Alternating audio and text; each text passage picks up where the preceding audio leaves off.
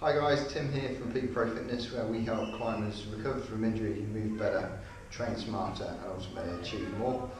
In today's little video we're just going to talk a little bit about the thoracic spine and how you guys can release it off using a foam roller.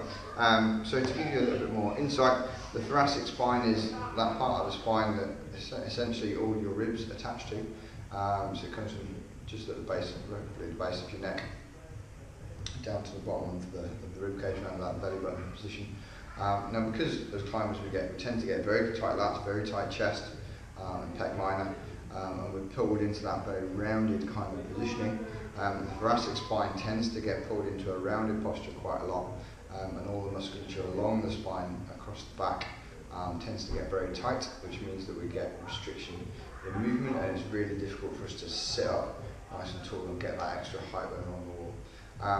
So what I'm going to show you today is a nice little way that you guys can use the roller to release and create some more movement through those vertebrae. I'm going to use a spiky roller. Again, as we've said before, the spikes just allow a little bit more depth and pressure in the musculature.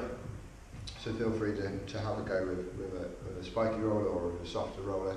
In some cases you can even use a peanut, which is essentially two lacrosse balls taped together into the shape of a peanut, and that will go alongside the spine with your spine sat in the gap. I'll show you in a video in a couple of weeks' time using the peanut as an alternative. So quite simply, all I'm going to do in a second, I'm just going to roll along, sit on the roller, roll along my back, and you'll see that coming to a nice arched position. So I'm really thinking about creating a nice scooped position, chin towards the chest, gently pulling the belly button in to control and protect that lower back, and then I'm going to be using my arms and my legs to roll up and down the roller. Once I've done that, I can then find those tight points, sit my hips to the floor, and then start to arch backwards and forwards, and I'll explain a little bit more as we go through. So to start off with then, roller comes into the small of the back. So I'm going to come through that lower portion there, so up to the belly button in my lumbar spine. I need my hands behind. We're going to be looking at going from belly button upwards. So I can lift those hips up, come into that nice tuck position, and then what I'm looking at doing, as much as possible, crossing those arms, chin's going to come to the chest, so I keep that nice big scoop position. Okay, so hips are tucked under, and then again, just using those legs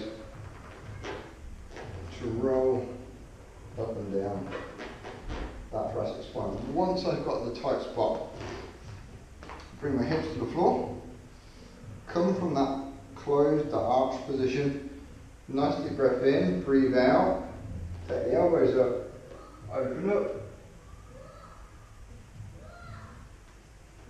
and then breathe back in as I come forward.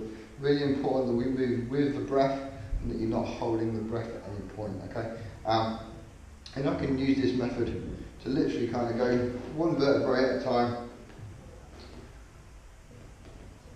breathing out and breathing in. Just starting to get some movement back into that spine. Okay, once I've done that and I've worked my way through, again we go through those long, big, slow rocks.